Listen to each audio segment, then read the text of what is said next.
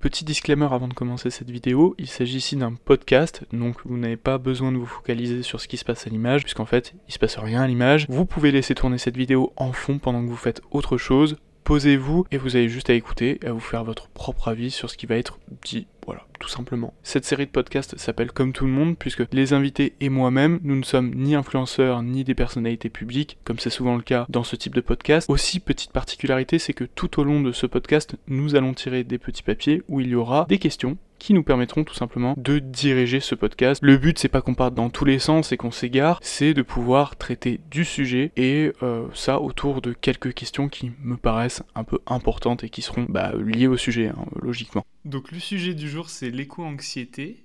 C'est un sujet très vaste qu'on avait commencé à plus ou moins développer la dernière fois, parce qu'en fait, il y avait carrément des liens avec le sujet de la jeunesse. J'avais plus ou moins dit que j'en parlerai, que je ferai un podcast dessus. On est avec deux invités. Qui c'est qui veut commencer à se présenter ? Alors moi, du coup, je m'appelle Anelsie. Je suis en études de psychologie. Voilà, j'ai 19 ans. Moi, c'est Célia. Du coup, j'ai 19 ans aussi et je suis en études d'anthropologie. Et c'est pour ça que quand Enzo m'a proposé de faire le podcast, j'ai de suite fait le lien aussi avec mes études. Donc, je suis contente d'être là. Et du coup, genre, ça a un lien... l'éco-anxiété, vous en avez un peu parlé en anthropo ou On a des cours qui parlent d'écologie. Okay. Et donc, forcément, étant donné l'âge de notre lien, promo, ouais. C'est vrai que ça va aussi un peu avec. Comment voyez-vous le monde d'ici ces 30 à 40 prochaines années ? Déjà, dans 30 ou 40 ans, ça veut dire, on sera un peu vieux. On sera un peu vieux, ouais. Ouais, dans 30 ou 40 ans, on va dire qu'on a à peu près 20 ans. Donc, d'ici là, déjà, j'espère que on aura quand même déjà gardé... que l'urbanisation, ce sera pas trop... comment on dit développé, quoi, voilà. Étendu. Ouais, c'est ça que je cherchais comme mot. Et d'ici 30 ou 40 ans, c'est vrai que ça paraît assez loin. Et déjà de se... Ça va vite, hein, quand même. Ça va vite, mais c'est vrai que de se projeter déjà rien que dans 5 ans, ça fait déjà beaucoup. À titre perso, avant, il y a 2 ou 3 ans, quand j'étais au lycée, j'avais fait ce qu'on appelle un peu le plan sur 5 ans et le plan ensuite sur 10 ans. Et ce qui est très drôle, c'est que dans ce carnet-là, je l'ai relu récemment, ça n'a rien à voir. Et du coup, tout a changé au fur et à mesure. Et c'est vrai que forcément, l'écologie, quand on est petit, enfin en tout cas pour moi, ça n'a pas forcément été quelque chose que je me préoccupais plus que ça, parce que j'ai toujours vécu en campagne. Donc du coup, je me posais pas trop la question. C'est une question qui est beaucoup moins présente. Ouais. Et je pense que c'est un truc qu'on va avoir le temps de développer, parce que genre le rapport à l'écologie n'est pas du tout le même en fonction de là où tu habites. Ouais. Même sans parler de pays genre développés ou en voie de développement, oui. Mais juste genre par exemple en France, si tu habites en campagne ou en ville, t'as pas du tout le même rapport. Il y a une sacrée différence, ouais. Et du coup, dans 30 ou 40 ans, franchement, ça fait un peu loin pour y répondre, je trouve. Mais en espérant que quand même, il y ait pas trop d'urbanisation non plus, et que pourquoi pas, après c'est un propos très dans le capitalisme, etc., mais que justement il y a déjà plein de moyens... On peut critiquer le capitalisme, voilà. C'est possible. Mais il y a un petit peu tout ce truc, le mouvement énergie vert, énergie, etc., que justement les transports, que tout soit un peu vert là. Donc c'est peut-être sûrement un peu du greenwashing, mais ça ne peut pas être pire que ce qui s'est passé avant ou maintenant. Donc, tu veux dire que le système actuel, il fait beaucoup de greenwashing et il fait pas vraiment de... Il met pas en place vraiment des choses suffisamment... Suffisamment, c'est sûr que non. Mais il y a quand même des choses où, par rapport au transport, il y a beaucoup plus de gens qui prennent les vélos. Enfin, c'est des choses, des fois... C'est terrible. Ça va être très drôle à mon avis. On est en train de spoil totalement le reste du truc. Oupsie. Mais ouais, voilà. Alors moi, j'aurais peut-être plus une idée un peu plus... qui peut partir dans plusieurs chemins. Déjà, il y aurait peut-être la solution positive, de se dire que peut-être qu'on va pouvoir se rendre compte, on voit, il y a quand même des mouvements, heureusement, et pas mal de choses qui sont... pas mal d'idées qui sont mises en place. Et je pense que ça peut être encourageant. Je sais qu'il y a plusieurs pays, mais même nous en France, qui mettent plusieurs choses en place, comme par exemple sur des immeubles, mettre pas mal de verdure et tout ça. protéger des forêts, où vraiment on se rend compte là, rapidement, dans ces 5 prochaines années, et peut-être ça ira mieux. Enfin, peut-être on peut essayer de rattraper le truc, ou alors il y a la solution un peu moins optimiste, hein, de ça ira pas bien, et que en fait ça va être la planète va être polluée, plus qu'elle Tu ne penses l'est que là, il y a déjà. genre une marge encore parce que c'est vrai que la question, elle se pose vraiment... Alors, de ce qu'on entend, c'est que, en fait, c'est difficile parce qu'on nous dit non, il n'y a plus de marge, mais en fait, à chaque fois, j'ai l'impression fait que qu'on nous repousser. dit ça Mais depuis... est-ce que ce serait pas un déni un peu? C'est ça, Peut-être. en fait, c'est ce que je me dis, mais parce que c'est quand même un peu égoïste de se projeter et on se dit que ça ira, tu vois. C'est penser un peu à nous et penser égoïstement. Moi, je pense à mes proches et tout ça, ou même j'ai eu pas mal de naissances, par exemple, là récemment, et pour eux, je me dis dans 20 ou 30 ans, j'espère honnêtement qu'on se trompe et que ça ira mieux, même si j'ai un peu du mal à y croire. Mais donc je me dis, où il y a le scénario où c'est positif, et j'ai quand même un peu envie d'y croire, où il y a le scénario où c'est négatif, et c'est le scénario que je pense on est nombreux à le penser quand même, tu vois. Et voilà, donc je suis vraiment partagée sur la question, et c'est vrai que pour moi c'est assez binaire, et c'est ou l'un ou l'autre. Mais de toute façon, ce sera pas non plus tout beau tout rose, parce qu'on ne peut pas revenir en arrière sur toutes les avancées qu'on a fait, notamment avec maintenant les intelligences artificielles et tout ça. C'est une vraie catastrophe écologique. Pour moi, on reviendra pas en arrière là-dessus. Alors peut-être stagner, c'est possible, mais améliorer le truc, pour moi, c'est trop tard. Alors, doit-on blâmer l'ancienne génération pour leurs actes passés et les conséquences qui en découlent? En fait, j'ai trouvé intéressante cette question parce que dans le précédent podcast, on a complètement dérivé à la fin du podcast en parlant de genre l'ancienne génération.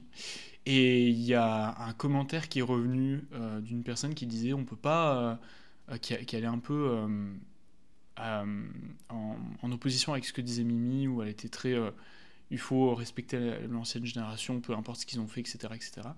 Et la personne en commentaire elle disait que c'était difficile d'avoir un respect profond pour ces générations vu l'impact qu'ils ont eu. Et du coup, je me suis dit, en fait, est-ce qu'on a le droit de les blâmer, sachant que quelque part, ils sont un peu victimes eux aussi d'un système qu'ils n'ont pas forcément accepté, mais qu'ils ont plus subi qu'autre chose, parce que ça a émergé, mais ils l'ont pas forcément choisi, quoi. Justement, par rapport à toi, ce que tu dis, Enzo, déjà, la question de l'écologie en fonction des générations antérieures, la lutte de l'écologie, c'est une lutte que tu vas forcément mener avec le reste. Tu peux pas parler juste d'écologie comme ça, et tu vas forcément parler aussi forcément du capitalisme, etc. Mais tu vas aussi parler de féminisme, tu vas aussi parler justement d'écoféminisme, pourquoi pas. Et que par rapport aux générations d'avant, je pense que c'est beaucoup trop... Il y a beaucoup trop d'informations, c'est beaucoup trop dense pour avoir un réel avis dessus, en sachant que nous... Hyper tranché, quoi. C'est ça, Ouais. en sachant que nous, on n'était même pas préconçus, même pas destinés à être là. Et que moi, en fait, je me pose pas forcément la question de... c'est important de savoir qu'est-ce qui s'est passé avant, pour comprendre justement comment on en est arrivé là, et qu'est-ce que nous, on peut faire. Et surtout que forcément, ça nous concerne. En fait. C'est ça, pour savoir de quoi on parle et qu'est-ce qui se passe maintenant, avant d'agir pour faire quoi que ce soit. Mais surtout, ça sert à rien en fait d'avoir une sorte de rancœur ou peu importe, parce qu'au final, ça va pas nous porter spécialement à faire des projets ou à avancer justement entre guillemets dans le bon sens. Ouais, je suis assez d'accord. Ouais. Et justement, par rapport à l'écologie, on voit bien qu'il y a beaucoup de jeunes qui se mobilisent maintenant. Mais c'est aussi intergénérationnel, dans le sens où on parle beaucoup de la jeunesse, mais en fait, dans toute lutte, il y a tout le temps de la résistance, et donc dans le phénomène de l'industrialisation et de l'urbanisation, etc., il y a aussi eu de la résistance des anciennes générations. Et du coup, je pense que c'est un peu un propos un peu trop simpliste de se dire voilà, l'ancienne génération, elle a fait tout ça, c'était Ouais. vraiment nul, alors que nous, maintenant, dans 30-40 ans, on pourra nous blâmer pour avoir inventé l'IA, etc. Alors qu'en fait, c'est bien plus complexe que ça, et la preuve, nous-mêmes, en tant que petit individu, c'est même pas nous qui avons inventé l'IA et tout, on fait juste, entre guillemets, que Ouais, c'est pour ça que je subir dis les qu'en fait, conséquences, quoi. ils ont subi aussi quelque part Ouais. les conséquences. Après, je pense que ce que la personne a voulu dire, c'était plus... euh, je suis en train de me perdre. Mais je pense que ce que la personne a... C'est un trop-plein, enfin, je sais pas comment expliquer. Mais tu sais, il y a les idées qui vont avec, il y a un peu Oui, c'est cet sûr. aspect conservateur qui est quand même assez dominant. Oui. On en parlait la dernière fois. Et je pense que c'est ça qui fait qu'il y a une image qui s'en dégage qui n'est pas forcément hyper progressiste, en Ouais. fait. Après, tu peux regarder dans tout ce qui est les éco-villages, par exemple, où tu as des éco-villages où justement, bon, t'en as qui sont véganes, t'en as d'autres non, etc. Ça, c'est encore un autre débat. Mais, Les éco-villages, je savais même pas que ça ouais, existait. et les éco-villages, sur le site de Imago, où ça recense plusieurs documentaires. Et justement, c'est gratuit, c'est comme YouTube ou ce genre de choses. Et en fait, il y a beaucoup de choses sur l'écologie, dont l'éco-anxiété aussi. Et en fait, tu peux voir, même en soi, il y en a aussi sur YouTube, mais tu peux voir en fait des documentaires d'éco-villages. Et t'en as plein en France, ça n'existe pas du tout qu'à l'étranger. Et c'est quoi concrètement ces genres Un éco-village, c'est vraiment, j'allais dire un petit terrain, bon, c'est un terrain qui appartient en fait justement à des individus et qui l'ont acheté. Et en fait, après, ça dépend des éco-villages au niveau de leur charte, au niveau de leurs valeurs, etc. Mais en fait, c'est généralement intergénérationnel et c'est des gens qui vont habiter du coup dans un endroit donné et qui est généralement en campagne. Et où il peut avoir aussi des enfants, et tu as des éco-villages qui vont être par exemple axés vraiment sur l'antispécisme, sur le fait de manger vegan, sur tout ça. Non, c'est juste des choses que je connais. Ça. Après, il y a des éco-villages qui vont être plus axés sur les enfants, donc sur le fait de comment. Nous, par exemple, c'est une question qu'on se pose pas actuellement, mais du style comment, en étant parent, comment être parent dans notre monde aujourd'hui avec des enfants en bas âge et qui grandissent petit à petit. Qu'est-ce qu'on veut comme avenir pour nos enfants? Et nous, c'est vrai qu'on peut pas forcément avoir... Enfin, ok, on peut avoir un avis dessus, mais on n'a pas d'enfants actuellement, donc on peut que se l'imaginer. Donc bon, voilà. Et après, ça revient... généralement, c'est toujours la même chose, entre guillemets. C'est souvent intergénérationnel et c'est souvent des endroits où, justement, ils vont essayer de... La technologie, justement, de baisser tout ce qui est temps d'écran, machin, tout ça, et qui valorise les activités, qui valorise les activités collectives, qui valorise l'entre-soi, justement, la communication. En fait, plein de choses qu'au final, on fait moins, ou pas forcément dans notre monde urbanisé. Tu connaissais, toi, Non, je connaissais pas du tout. Ah ouais? Non, je connaissais pas. Et justement, ça doit pas être hyper répandu, parce que genre... D'accord, mais après, si t'es un peu dans la sphère militante, tu connais forcément. C'est parce que t'es dans la sphère militante. Et oui. Et après, si tu te renseignes très vite, tu peux tomber dessus sur YouTube. Même si tu tapes juste écologie, tu peux très vite tomber sur les éco-villages. Ça revient vite. Putain. Ouais. Et après, t'avais Demos Kratos à l'époque, c'est il y a quelques années. Il avait fait une vidéo, il avait fait une sorte de tournée des éco-villages. Il était allé dans 4 ou 5, je crois. Et en fait, c'est comme si chaque éco-village avait un peu sa spécialité. Voilà. Donc après, t'as du bon à prendre, des trucs à laisser. Mais généralement, c'est souvent en fait ça, c'est valoriser ce qu'on n'a pas vraiment nous dans notre monde urbain. Et pour justement avoir une sorte vraiment d'avenir, un minimum périn. Et voilà. À peu près. J'ai oublié la question. Moi aussi. C'était doit-on blâmer l'ancienne génération? Du coup, pas force. Enfin, oui et non. Et d'un côté, on voit qu'il y a quand même des possibilités d'avenir. En fait, le problème, c'est qu'elle a tout dit. Là, on peut plus argumenter. Oupsie. Mais si. Alors, pour ma part, moi, je pense que déjà, le terme blâmer est un terme qui est quand même relativement fort. Ouais. Ils n'avaient pas de recul sur la situation, il faut pas oublier ça. Moi j'ai un truc avec ce parce que j'ai eu des cours d'écologie l'année dernière et ils ont quand même expliqué, alors je sais pas si c'était si médiatisé que ça, je pense pas non plus, mais les mouvements écolos, genre ils existent depuis longtemps et depuis l'industrialisation, on sait qu'il y a quand même des impacts. Donc ça date pas du 20e, mais tu vois. je pense ils s'imaginaient pas que les impacts allaient être aussi importants, sachant que nous, on s'informe beaucoup, on a la télé avec nos parents et tout ça, on a les réseaux sociaux, on a mille et c'est pas la même manière de s'informer. Ouais, puis c'était pas trop la préoccupation aussi, quoi. On a 1001 manières de s'informer là-dessus. À l'époque, ils n'avaient pas autant de choses, donc je pense que l'information ne tournait pas suffisamment. Et oui, il y en avait qui étaient au courant de ce que ça allait donner, mais je pense qu'ils ne pensaient pas que ça allait être que ça allait être aussi grave et que ça allait prendre autant d'ampleur. Donc pour moi, on ne peut pas les blâmer déjà pour cette raison-là. Et deuxièmement, on ne peut pas les blâmer parce que, à titre personnel, moi je fais plein de choses au quotidien qui ne sont pas bons pour la planète. Et je le sais, mais en même temps, c'est notre manière de vivre et c'est très égoïste. C'est contradictoire. Après, c'est compliqué d'être investi sur tous les plans, quoi. Généralement, tu choisis un peu ta cause dans la vie. Et puis ce serait se mentir un peu à soi-même de dire que nous aussi, on est tout lisse. Hein. Putain, le temps que je passe sous la douche, c'est terrible. Voilà, il y a la douche, encore une fois, il y a les intelligences artificielles, mais en même temps, personnellement, si je veux réussir mes études, heureusement qu'il y a ChatGPT. Ah ouais. Vraiment, il m'explique mes cours et tout. Enfin bref, c'est pas la question, mais ce que je veux dire par là, c'est que on s'en sert beaucoup trop de choses, même le tri et tout, j'essaye de le faire, mais c'est pas facile, des fois j'ai pas la poubelle jaune à proximité. Donc, et aussi par rapport aux poubelles jaunes et tout ça, j'ai appris qu'ils avaient essayé de vérifier si c'était vraiment vrai et s'ils faisaient vraiment les tris. Je crois que la réponse est non. Et apparemment, oui, la réponse est non. Donc je me suis dit, je fais le tri, ok, mais en fait, quelque part, j'ai l'impression que ça sert à rien. Encore une fois, c'est comme McDo qui enlève les emballages trucs et qui met du papier, quoi. Tu vois. Alors que mais il y a la pollution de l'eau aussi, donc il faut aussi. Bon, je sais pas, pour moi, c'est compliqué parce que j'ai l'impression que, en fait, c'est la société qui veut qu'on pollue, même si nous, on aimerait bien éviter tout ça.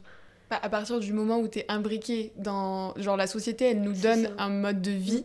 Et c'est pour ça que, justement, quand tu... Il n'y a pas d'alternative, en fait, réelle. Ouais. Et c'est pour ça que t'es un peu coincé et qu'en même temps, la société marginalise tous ceux qui ne suivent pas. Justement, le fameux métro boulot dodo, même si nous, voilà, ça y est, ça commence enfin à sortir, on en parle du fait que y a plein de personnes qui font des métiers complètement différents, il y a plein de personnes qui partent vivre ailleurs, qui vivent justement en van, machin, enfin qui vivent de manière alternative.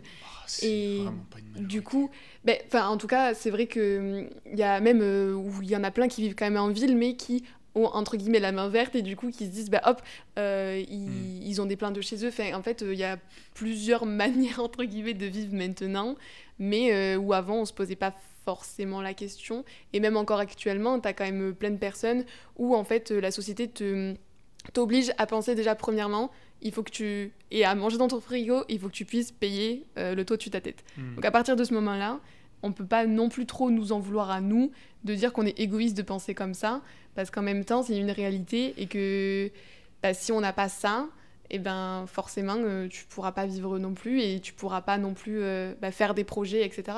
Et le truc des poubelles, tout ça, c'est que des actions individuelles.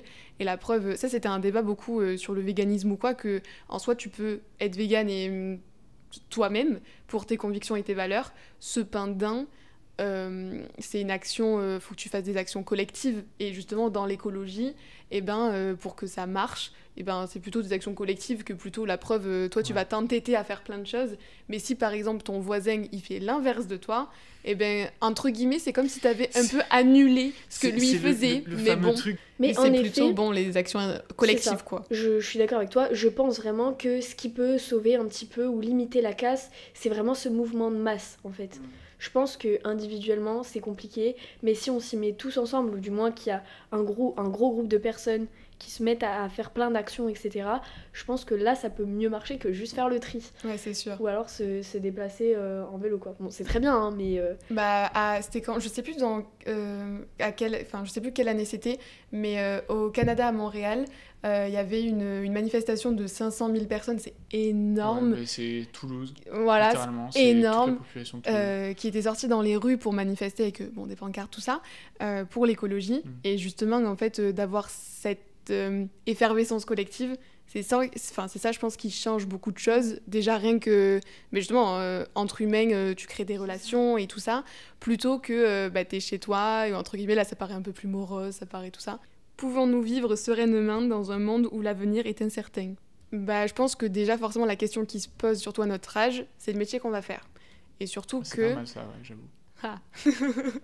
Et du coup... Intermittent du spectacle, toute ma vie. Et du coup, justement, de se poser la question de qu'est-ce qu'on va faire, parce que quand même, notre boulot, si on fait entre guillemets un 35 heures par semaine, ça fait quand même beaucoup d'heures dans une année et beaucoup d'heures dans une vie.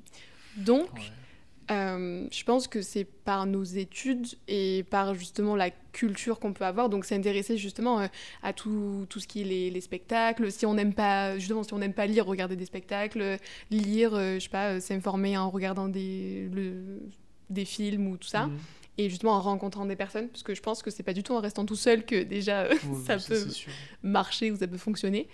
Et surtout dans un avenir incertain, c'est vrai que c'est compliqué de se projeter. Cependant, avec une situation exacte et tout, ce qui revient souvent, c'est la famille, par exemple, les projets familiaux, mais je pense les enfants, que si on se rapproche de personnes, justement, c'est un peu dans la sphère du militantisme, où tu peux te rapprocher de certaines personnes, ou même dans tes études, tu peux justement te rapprocher de certaines personnes qui font que tu vois que tu as un peu les mêmes idées qu'elles. Et en fait, au final, c'est dans la lutte, entre guillemets, dans la lutte collective, tu trouves une partie positive. Et justement, d'organiser, là, le thème, c'est l'écologie. Donc, et t'es pas forcément obligé d'être bénévole à Greenpeace, tu vois. Tu peux...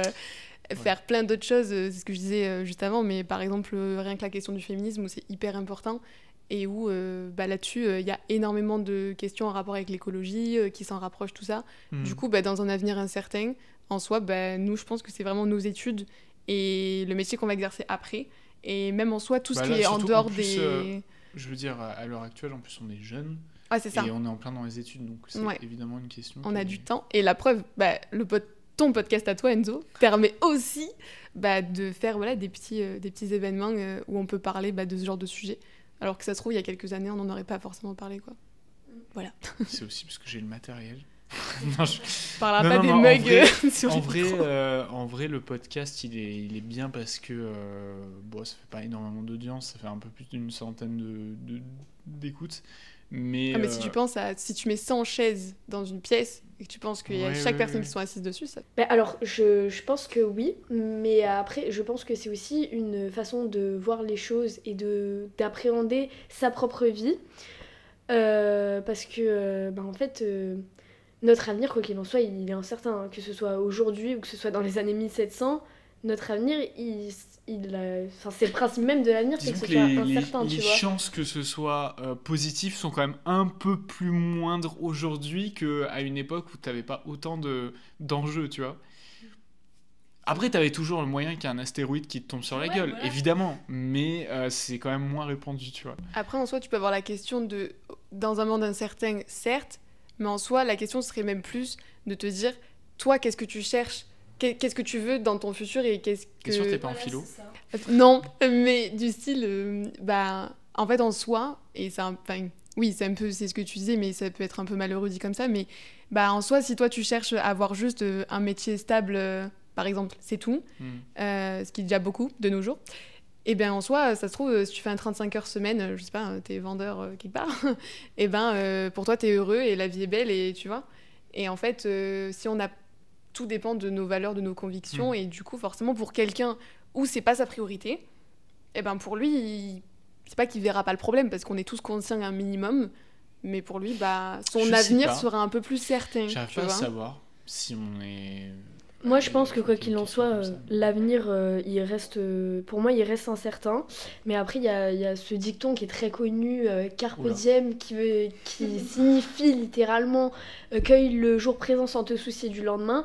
Je pense que c'est vraiment vrai parce qu'on sait pas demain ça fait très bateau dit comme ça, mais c'est vrai que demain, on sait pas ce qui se passera, même sans parler forcément de notre propre décès ou quoi, que ça s'arrête, tu vois, je veux dire, demain on sait pas où on en sera. Et j'avais pas envisagé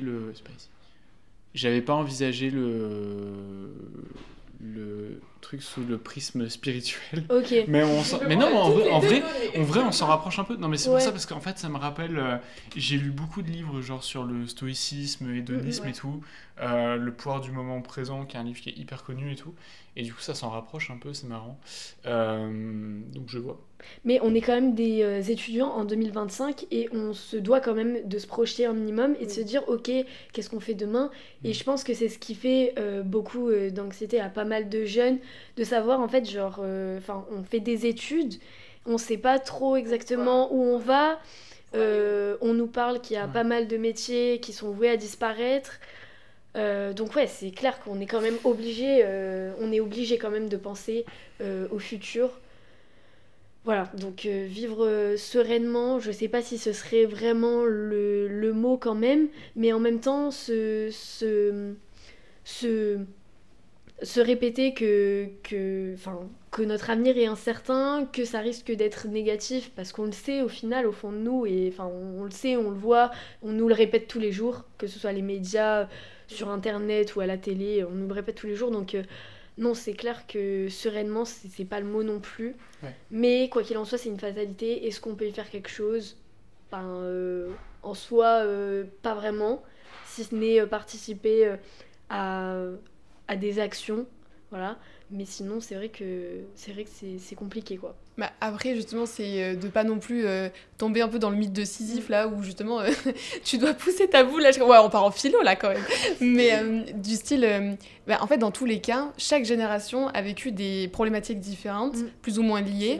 Et en fait, dans tous les cas, autant, si on reprend un peu la sphère philosophique que tu nous as énoncée juste avant, de profiter, oui, du moment présent, dans le sens où, en fait, rien n'est parfait. Et du coup, par exemple, si on prend du temps pour, je sais pas moi, cuisiner avec notre maman, par exemple, c'est très bateau comme... Putain, je le fais jamais. Voilà. Et ça, par exemple, tu vois, c'est un truc où tu te dis au final, au lieu de penser à tout ce qui se passe de mal, parce que oui, c'est le cas, c'est un fait, mais cependant, tu peux profiter de beaucoup de choses qu'on a déjà sans forcément qu'on s'en rende compte. C'est ça. Et en plus de ça, de bien s'informer aussi, c'est-à-dire qu'il y a des choses qui sont horribles dans le monde, cependant, il y a aussi de la bonne information, et du coup, par exemple... Ça peut être un truc bête, mais... C'est difficile de dire ça à l'heure actuelle. Hein. Ouais, je sais, mais par exemple, je sais que... Moi, le contexte actuel politique. Oh. Mais je sais que, par exemple, moi, ce que je fais beaucoup pour le féminisme, par exemple, c'est que sur Instagram, vu que c'est quand même un réseau social assez présent, et je me suis totalement... je suis redirigée dans ma ligne directive de ce que je regarde sur Instagram. C'est-à-dire que... C'est chaud de changer son algorithme, j'en parlais il n'y a pas très longtemps.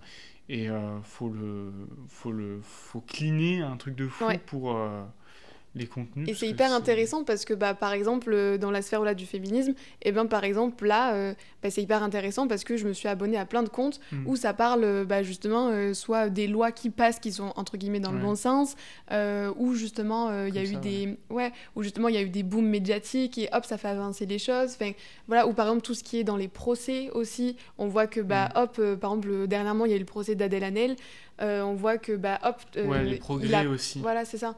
Et je pense que c'est aussi hyper important parce que de s'informer sur juste la planète brûle et on va tous mourir demain, en fait, on va pas avancer plus vite. Hein. C'est les 5 bonnes nouvelles de Hugo Décrypte. Ouais, voilà, là, c'est ça, tu vois. Et du coup, il y a plein... Et puis même dans la littérature, il y a plein de livres qui sont hyper intéressants, ou de podcasts si on n'aime pas lire. Et comme ça, ça nous permet aussi d'avancer. Et parce qu'en soi, c'est réel. Parce qu'il y a des faits qui sont négatifs, qui sont réels, mais il y a des faits positifs qui sont aussi réels aussi. Donc je pense que ça peut contrebalancer aussi. Et puis nous, on n'a pas apporté tout le poids du monde non plus. En tant que petit individu, c'est beaucoup trop pour un petit individu. Oui, c'est ça. Voilà. Et je trouve qu'il y a vraiment cette mise en avant dans notre société du négatif, voir le négatif partout et tout, et un espèce de filtre occultant de tout ce qui est positif. Et je me rappelle, j'avais une professeure d'anglais qui nous avait forcé à faire un exposé donc à chaque début de cours sur les bonnes nouvelles. Ouais. Et j'avais cherché moi une bonne nouvelle. Ma bonne nouvelle elle était vraiment nulle. mais Mais j'avais remarqué plein de Cette trucs. année, nous avons cultivé plus de patates que l'année dernière. C'était même pas ça. Tu sais ce que c'était? C'était Non. une petite fille qui avait adopté une grenouille et c'était sa meilleure amie, c'est tout. Ah oui, d'accord. Mais à ouais, côté de c'est ça, chaud, j'ai appris pas mal de choses, comme par exemple, il y a eu des rhinocéros blancs qui avaient disparu. Il y a plein de qui nouvelles ont espèces été- qui ripop chaque année C'est un ça. peu quand même. Et ça, je trouve que c'est trop cool. Et Ouais. ça, par exemple, si j'allume ma télé, on le verra pas. Ouais. On va nous répéter que voilà, qu'il y a des incendies un peu partout, que la planète elle va pas du tout, que niveau politique ça va pas du tout, qu'il va y avoir une guerre et tout ça. Alors que je pense vraiment qu'il faudrait donner de l'espoir aux gens et mettre en avant le peu de bonnes nouvelles qu'on a. Et on en a vraiment. Mais est-ce que les bonnes nouvelles Faut font vraiment des vues. assez d'audience? C'est ça le truc. Et ben c'est ça le problème. Ouais. C'est j'ai Mais il y a un truc un peu l'impression paradoxal qu'il y a- parce Ouais, que du c'est coup, ça. si ce qui attire les gens c'est le négatif entre guillemets, tu vois. C'est ça, Il y a un parce que truc un peu ça fait peur ambigu. et ça les tient, tu vois. Alors que le positif, en soi, on se dit, ah bah c'est une bonne nouvelle, et hop, c'est cool. Et c'est comme nos vies, c'est ce que tu disais, enfin, faire la cuisine avec sa maman et tout, c'est un super bon moment. Mais Oh, malgré cet tout, exemple de fou furieux. on va recevoir un seul mini truc négatif dans la journée, on va se ressasser sur ce truc-là. En fait, Ouais. enfin, Ouais, il y a c'est ce ce que je truc disais un peu avant, mais de consommation derrière. c'est ça, c'est notre dans le- façon de voir les choses dans le qui négatif, ouais. n'est pas bonne. Et je sais pas si c'est propre à nous en tant qu'individus français ou si c'est vraiment. Je pense que c'est très humain. Je crois Ouais, que c'est je pense très que humain. c'est très humain aussi. Pour l'avoir un peu étudié l'année dernière, il y avait un truc qui était très intéressant et qui est un peu dur à déceler. C'est genre vraiment l'origine de cette espèce de... On est conscient quand même du mal, mais on le perpétue. Il y a un truc un peu tu sais pas si c'est du déni, si c'est conscient, si c'est inconscient, enfin c'est plein de trucs un peu... Ou le fait d'être bien entouré, justement.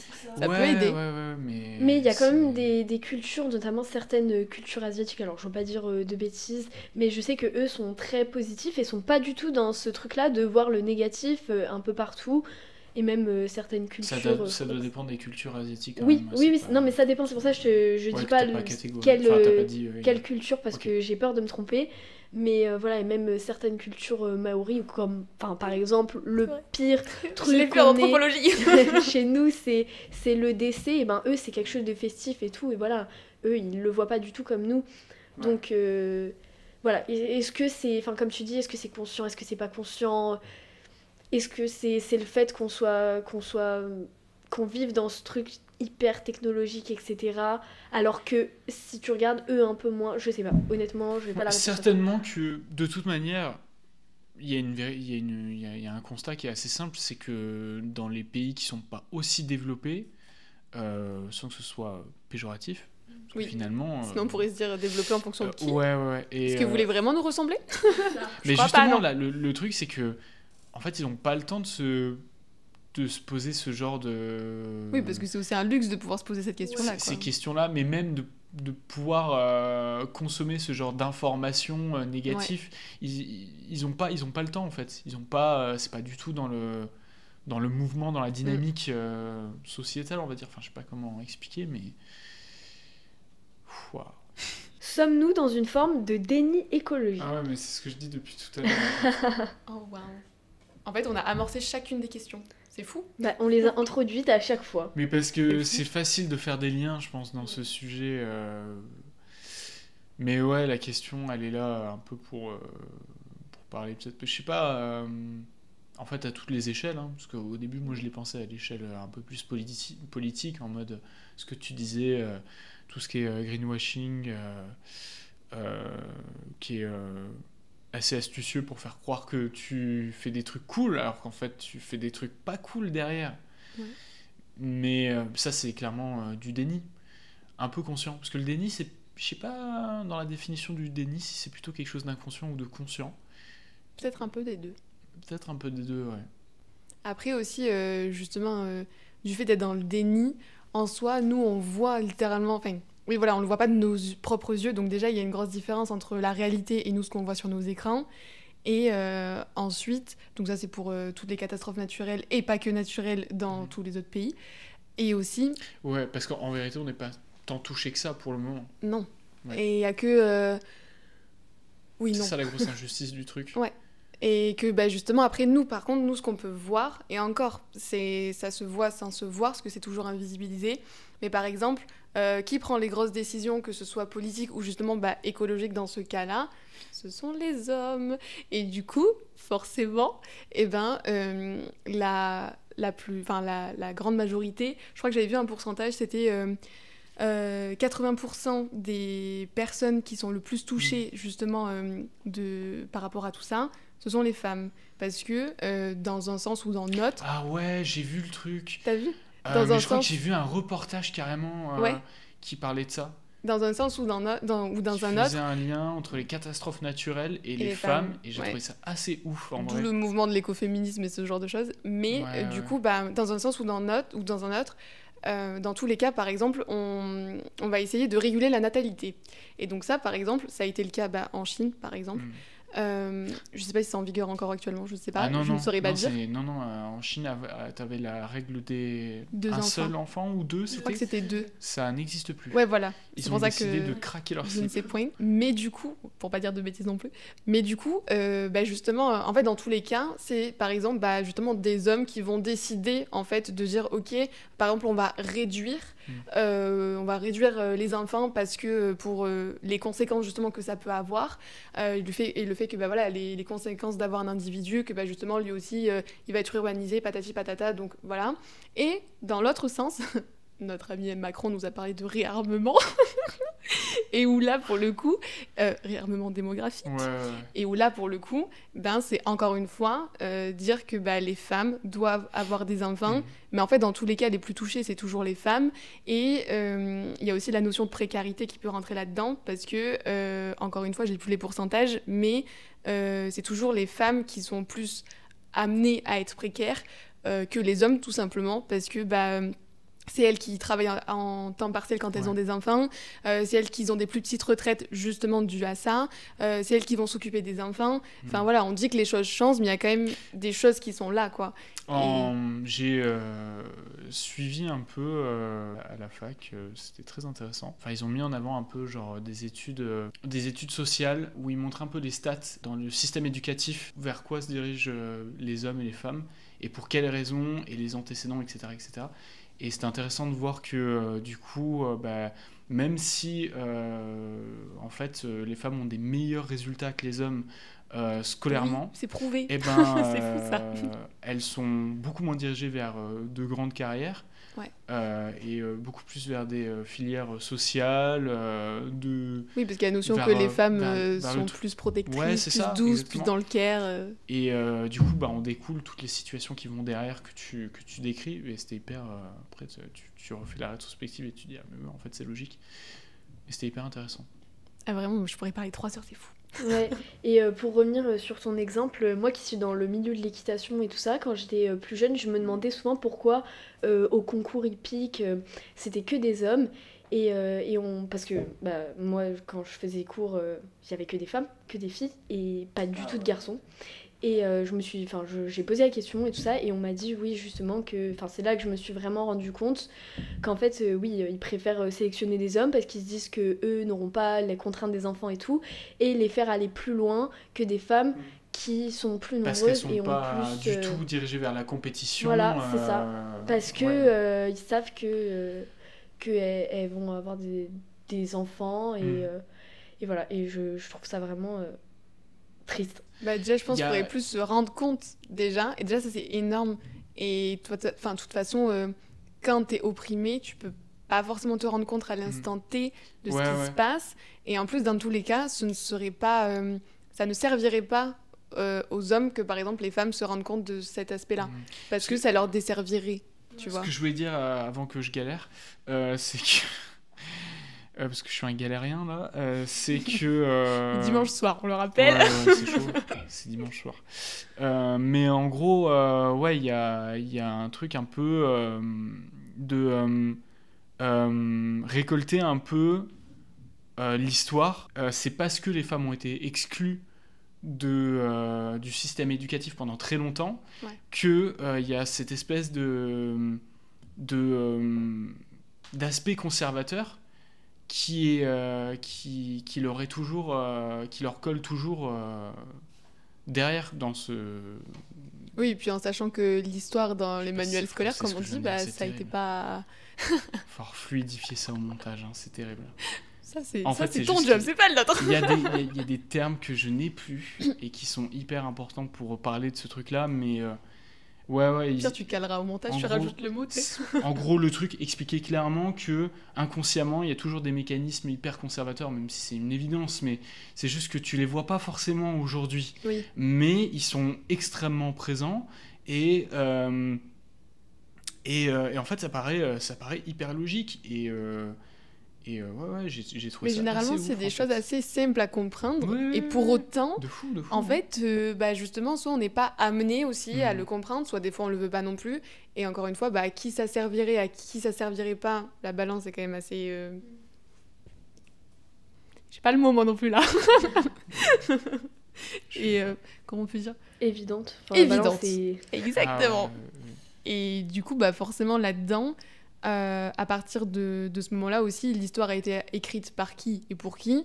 Et dans tous les cas, on sait très bien que... Et puis, il y a plein d'infos, que ce soit dans les livres ou même nous maintenant sur YouTube, tout ça, où on peut trouver, entre guillemets, comme on dit, la vraie histoire. Et Mhm. qu'on façonne toujours l'histoire d'une certaine manière, alors qu'en fait, les femmes ont joué un énorme rôle, que les enfants aussi, enfin, tout ça, quoi. La jeunesse est-elle suffisamment consciente des enjeux du monde d'aujourd'hui et de celui de l'avenir ? À l'avenir ? De l'avenir. C'est à l'avenir qui a marqué. De celui à venir. À venir. J'ai du mal. C'est pas moi que t'as pas parlé. Regardez. Wow.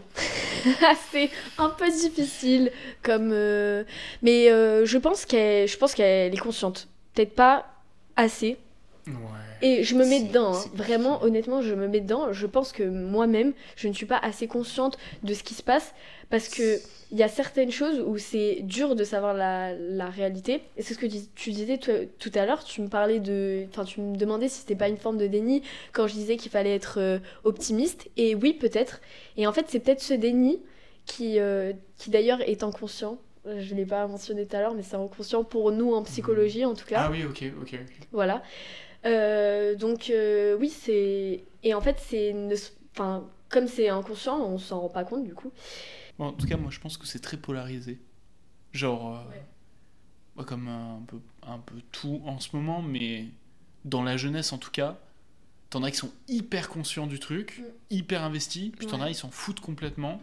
Après, Parce ça a aussi que un rapport ils y avec croient pas forcément et la tout. politique aussi. Enfin, tout est tellement relié Ouais. que c'est sûr que Non, là-dessus, c'est oui. hyper complexe. Et Les puis, mécanismes ils sont hyper complexes. Il y a aussi le milieu Ouais. où tu grandis, Oui. l'environnement et tout, la famille. Moi, je vois du côté de mon père, il n'y croit pas à la cause écologique, au Foncièrement, réchauffement ouais. climatique. Pour lui, s'il y a des problèmes dus à l'écologie, ça arrivera dans plusieurs milliers d'années. Ouais. Alors que c'est là. Genre, déjà, il y a des preuves actuelles depuis plusieurs Après, en décennies, soi, quoi. nous, c'est vrai que dans nos études, on peut avoir des cours. Par exemple, je sais qu'à Paul Sabatier, ils font des cours sur l'écologie. Mais par exemple, le revers un peu de la médaille, si tu regardes un peu plus, les cours, ils sont dispensés par Total. Du coup, tu te poses un peu des questions, tu vois, dessus. Donc, en fait, au final, c'est pour ça que c'est hyper important Ça doit être... d'avoir des infos, mais en fait, de bien sauf si c'est du s'informer. greenwashing. Ouais, et de bien s'informer et justement d'aller chercher des sources, d'aller peut-être un peu plus chercher. Et c'est peut-être ça aussi où ça nous pose, entre guillemets, un peu problème, où en fait, on va pas forcément chercher plus loin que le bout de notre nez non plus. Et justement, je pense que la curiosité, ce serait une valeur hyper importante. Et plus t'es curieux et curieuse, plus justement ça peut t'avancer à quelque chose et justement à te dire est-ce que nous, en tant que jeunes, on est conscients ou pas de ce qui se passe. Déjà, faudrait peut-être s'informer. C'est la base c'est un ça. peu, mais bon. Mais du coup, c'est ce que je disais juste avant. En fait, c'est comment s'informer si on a peur de ce qui va nous arriver. Et Ouais. c'est ça qui, selon moi, génère l'éco-anxiété. En fait, c'est... Il y a certaines personnes qui s'informent, mais qui s'informent trop et qui ne filtrent pas d'où viennent les Oui. informations et qui s'informent mal parfois. Ah, c'est sûr. Et ça crée une espèce d'anxiété. Et pour moi, ça, c'est problématique aussi. Mais en même temps, il faut ouvrir les yeux sur ce qui se passe parce qu'il faut agir. Et maintenant, il faut agir maintenant. Mais bon, donc ouais, la question est assez vaste. Je pense que oui, la jeunesse est consciente, mais pas suffisamment. Bah après aussi, t'as aussi justement ce truc de... À la base, notre sujet, c'était un peu l'éco-anxiété. Ouais. Mais c'est littéralement l'éco-anxiété à la base, mais bon... Ouais, mais où justement, la plupart des jeunes, même entre nous ou quoi, quand ils vont voir des psys, je crois que une des premières raisons, c'est justement l'éco-anxiété. Ah ouais? Parce qu'en fait... c'est hyper intéressant, ouais. je pensais pas du tout, tu Ouais, vois. ouais. Parce Ah que, en fait, justement... oui, c'est un peu trop dommage. Mais... Psychiatrie et psychologie. La psychiatrie, c'est ils ont suivi le cursus de la médecine, alors que nous, on est directement dans la psychologie. Ah oui, c'est hyper différent. Voilà, c'est ça. Il y a un truc un peu moins reconnu, c'est ça? Vis-à-vis de la médecine. En fait, c'est que si tu veux, eux, ils prescrivent les médicaments et tout ça. Ils sont là vraiment pour étudier ce qui se passe exactement dans ton cerveau. J'ai eu une discussion comme ça où on m'a expliqué que c'était pas hyper... Enfin, qu'il y avait quand même pas mal de débats sur plein de trucs entre les deux. Oui, c'est un peu... Bon, voilà, eux, ils sont très dans la médecine. Ouais, c'est beaucoup et plus la concret médecine, pour eux. En fait, ce que la psychologie leur reproche, parce qu'on a des cours spécialement sur ça, c'est d'oublier l'individualité des gens. Pour eux, il y a un corps, et c'est le corps scientifique, le corps de l'homme, le corps de la femme. Il est fait comme ça. S'il manque, par exemple, tel chromosome, hop, trisomie, hop, machin, tel suivi médical et tout ça. Là où nous, on est dans l'individu, il n'y a pas un corps, il n'y a pas une personne, il n'y a pas une pathologie. Chacun a sa pathologie qui est différente, même si, par exemple, l'autisme. On prend l'autisme, un autiste ne sera jamais le même qu'un autre. Genre aucun. Ouais. C'est comme l'empreinte digitale, c'est propre à chacun. Et c'est... Il n'y a pas un fonctionnement propre à une catégorie de personnes. Et c'est ce que reproche la psychologie à la psychiatrie, à juste titre ou non, ça c'est à chacun de choisir son camp. Ou pas d'ailleurs, on peut aussi être entre les deux et ne pas savoir. Mais c'est vrai que nous, on s'interroge plus sur l'individualité de chaque personne et comment chaque personne peut vivre un événement, comment n'importe quel événement qui pourrait être banal pour tout le monde peut devenir traumatisant pour telle personne. Et essayer de voir ensemble comment trouver les clés pour réussir... à passer outre. Les questions de sensibilité et tout, qui sont vraiment assez propres à chaque individu. Je pense qu'il n'y a pas de solution miracle pour... Voilà. Non, je pense pas non plus. Mais... Du coup, on est plus axé psychologie. Mais c'est bien ça aussi. On a eu le pôle psycho. Non, je pense que les deux se complètent en fait. Je pense qu'il y a pas... c'est ça. Moi, en art, j'ai toujours dit qu'il n'y avait pas besoin qu'il y ait une guerre entre l'abstraction et la figuration. La figuration, c'est ce qu'il y a de plus concret, tu vois. C'est genre une peinture de Michel-Ange, on va dire. L'abstraction, c'est des choses beaucoup plus proches de genre la performance. Et j'ai toujours trouvé que les deux se complétaient, qu'il n'y avait pas besoin de genre faire deux pôles en mode on n'est pas d'accord. Je pense qu'il y a des choses qui sont bonnes à prendre dans les deux façons de penser et façons de faire, quoi. C'est pas dans les approches, quoi. Eux, ils ont plus cet aspect scientifique. Ouais. Mais par exemple, pour l'éco-anxiété, je pense, c'est mon avis personnel, hein, mais je pense que eux, ils géreraient plus le côté anxieux, avec tout ce qui est anxiolytique et tout ça. Ouais. Et là où le psychologue gérerait plus la question de l'écologie et te dire, ok, toi, comment tu te positionnes par rapport à l'écologie, qu'est-ce qu'on peut faire pour que ça aille mieux dans ta tête et tout ça. Pour moi, c'est là où se situe la grande différence entre la psychologie et la psychiatrie, pour un vrai exemple concret. Donc voilà. Et ben justement, moi de ce que j'avais vu, mais c'était un peu toujours le même type de témoignage, peu importe d'ailleurs l'âge des personnes ou le genre des personnes, et ben en fait les individus étaient toujours à répondre un peu les mêmes choses, que c'était pas forcément de l'anxiété à proprement parler qu'ils ressentaient, mais que c'était plus justement soit de la tristesse, soit un peu t'es désemparé. Et justement, souvent, quand tu vois toutes ces informations qui te passent comme ça, où tu scrolles et tu vois que ça c'est pour les réseaux, mais pareil pour la télé, dès que tu allumes ta télé, c'est la même chose, et à 13h et à 20h, et ainsi de suite toute la semaine. Et du coup, les gens ne s'informent déjà que individuellement, Donc forcément, collectivement, ils ne voient pas l'aspect positif parce qu'en même temps, on leur met pas non plus sous les yeux.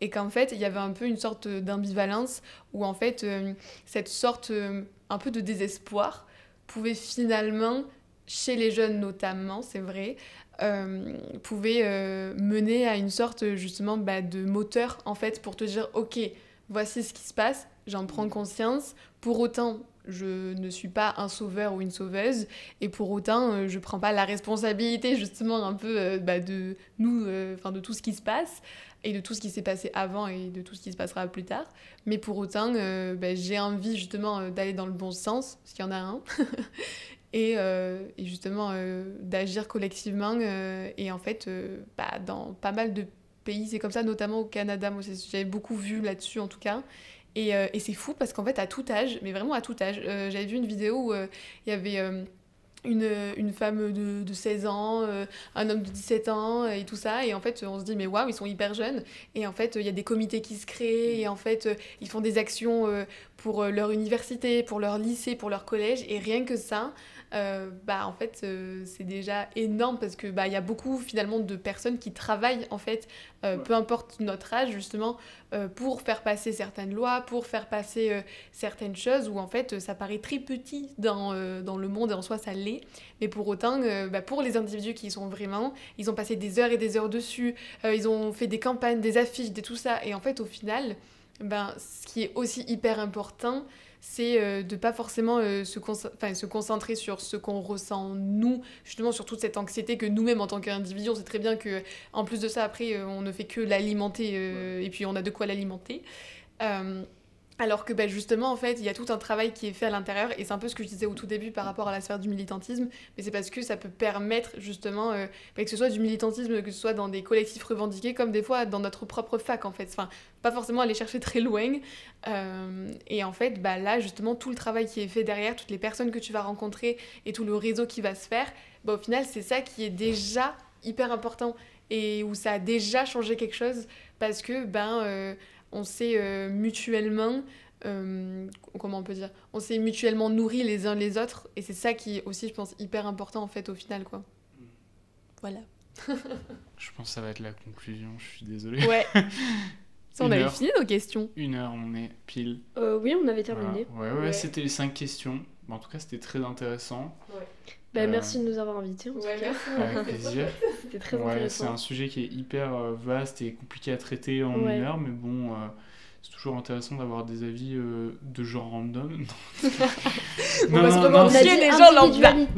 Individualité. Bah oui, clairement. Non, mais non, c'est hyper intéressant. En vrai, le concept a beaucoup plu pour le premier épisode, donc je pense que voilà, ça va faire débat, peut-être. Vous pouvez dire j'espère. Au revoir. Trop mignon. Bon, à la prochaine, peut-être.